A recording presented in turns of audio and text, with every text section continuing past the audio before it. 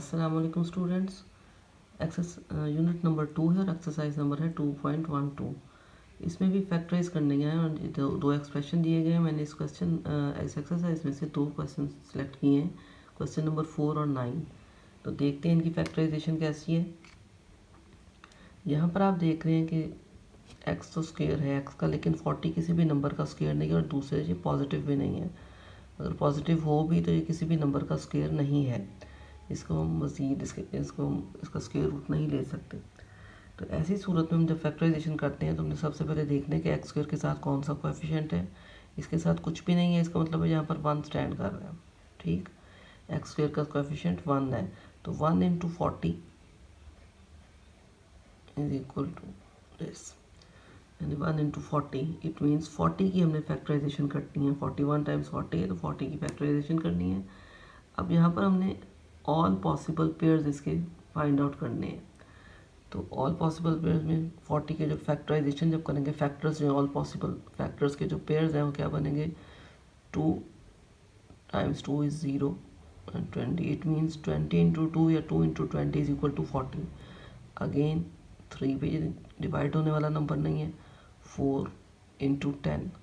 अगला फैक्टर आपके पास आ जाएगा 5 इंटू 8। तो अब आप देखें यहाँ पर तमाम पॉसिबल फैक्टराइजेशन हमने कर ली है 40 की। 40 के तमाम पॉसिबल फैक्टर्स क्या हैं, 1 2 4 5 8 10 20 एंड 40। अब हमने इसमें से ऐसा पेयर ढूंढना है जिसको हम ऐड करें तो 3x बने, जबकि मल्टीप्लाई करने से तो 40 उसने बनना ही है। लेकिन इसके साथ साथ हमने इसके साइंस का भी ख्याल रखना है। तो इसके लिए हम करेंगे ये कि साइन हमारे कभी भी गलत ना हो।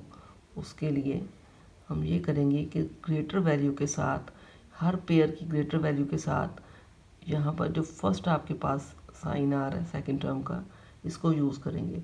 जैसे इस पेयर में 40 ग्रेटर वैल्यू है, इसके साथ पॉजिटिव साइन। इस पेयर में 20 पॉजिटिव है, ग्रेटर वैल्यू है, इसके साथ प्लस। यहाँ पर 4 इंटू 10 में 10 ग्रेटर वैल्यू है, प्लस का साइन इसको देंगे, और अगेन 8 के साथ प्लस का साइन। मेरी बात आपको शायद समझ आ गई हो कि यहाँ पर जो सेकंड टर्म के साथ जो पहला साइन है वो आपने हमेशा ग्रेटर वैल्यू के साथ रखना है। अब इस साइन को माइनस से टकराएंगे जब, तो प्लस माइनस माइनस, जो टकराने वाला साइन बनेगा वो हमेशा स्मॉलर वैल्यू के हिस्से में आएगा।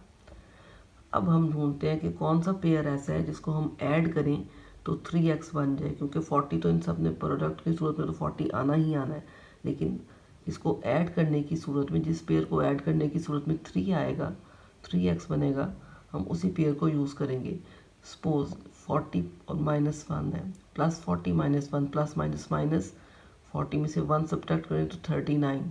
इट मीन्स ये पेयर जो है ये हमारे किसी काम का नहीं, इस पेयर को हमने इग्नोर कर देना है।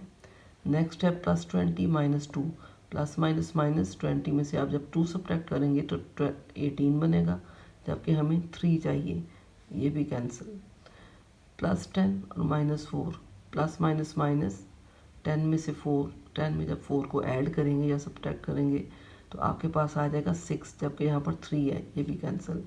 प्लस 8 -5, प्लस माइनस माइनस, ठीक है, एडिशन के रूल के मुताबिक प्लस माइनस माइनस है, 8 में से 5 सब्ट्रैक्ट करें तो 3 आएगा, ये इसको सेटिस्फाई कर रहा है। और दूसरी चीज़ ये है कि यहाँ पर पॉजिटिव साइन है ग्रेटर वैल्यू के साथ, तो साइन भी आपका बिल्कुल करेक्ट आएगा। इसका मतलब है ये तमाम के तमाम जो फैक्टर्स हम बना चुके थे ये सब जो है ये गैर ज़रूरी हो गए। यहाँ पे आपके पास सिर्फ एक पेयर ऐसा रह गया जो कि इसको सेटिस्फाई कर रहा है।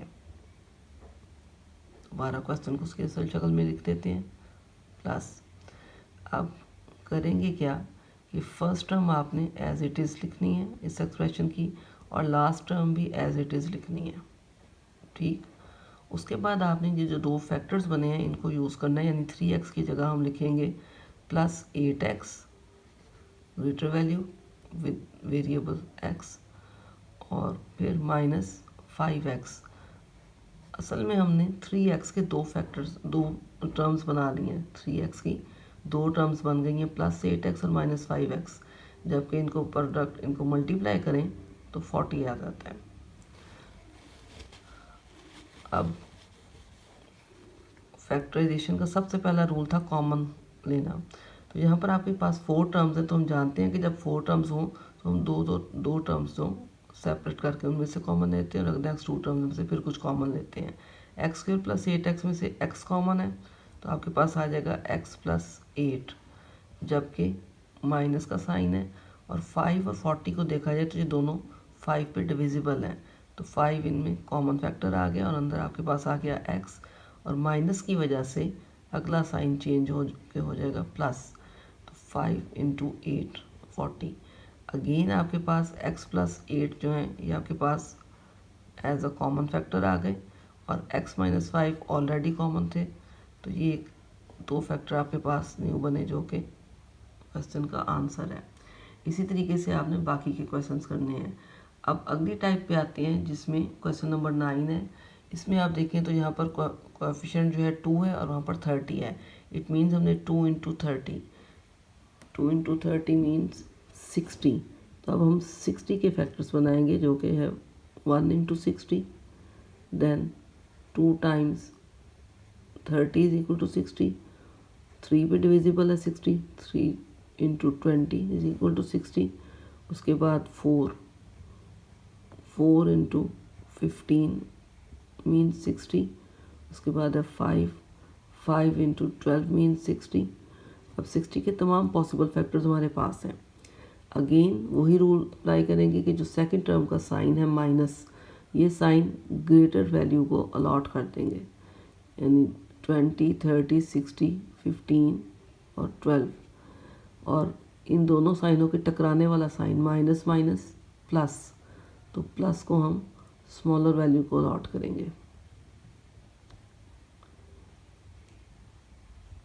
अब देखते हैं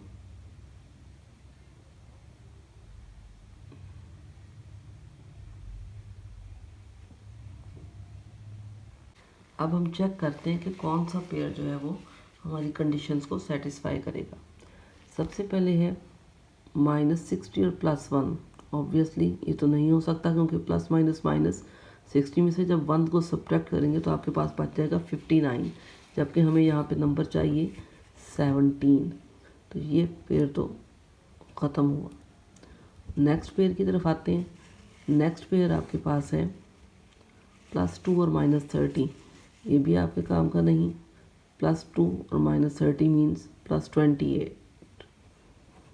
नेक्स्ट है -20 + 3। -20 माइनस प्लस माइनस 20 में से 3 सब्ट्रैक्ट करेंगे तो 17 आएगा जो कि रिक्वायर्ड नंबर है। इसका मतलब है सिर्फ ये पेयर जो है ये हम इस्तेमाल करेंगे, यानी हमारी जो मुतवक्को फैक्टराइजेशन है वो -20 और +3 है। तो first term again as it is, लेकिन -17x की जगह अब हम लिखेंगे -20x और +3x। Then last term is -30। Again 4 terms हमारे पास हैं। अब इस एक्सप्रेशन में से हम फर्स्ट 2 टर्म्स में से देखें तो कौन सा नंबर कॉमन है या कौन सी फैक्टर्स कॉमन है। 2 की फैक्टराइजेशन करें तो 2x² की करें तो 2 × x × x है, जबकि 20 की फैक्टराइजेशन करें तो 2 × 2 × 5 × x। अब यहाँ पर 2 आपके पास कॉमन फैक्टर है और x कॉमन फैक्टर है, तो 2x कॉमन, तो बाकी आपके पास रह गया x -10। 2 × 5 10, x - 10 आपके पास बाकी के टर्म्स रह गए। अब आते हैं प्लस। यहाँ से देखा जाए तो सीधा 3 और 30 दोनों 3 के टेबल पे डिविजिबल हैं, तो 3 को आप बाहर कॉमन निकाल लेंगे और x - 10। अब अगेन आपके पास कॉमन फैक्टर के तौर पर आ गए x - 10 और दूसरी तरफ 2x + 3 जो थे जो ऑलरेडी कॉमन फैक्टर्स ही थे। तो ये कंप्लीट हो गई आपकी फैक्टराइजेशन। इसी तरीके से आपने बाकी तमाम एक्सरसाइज को सॉल्व करना है। अल्लाह हाफिज़।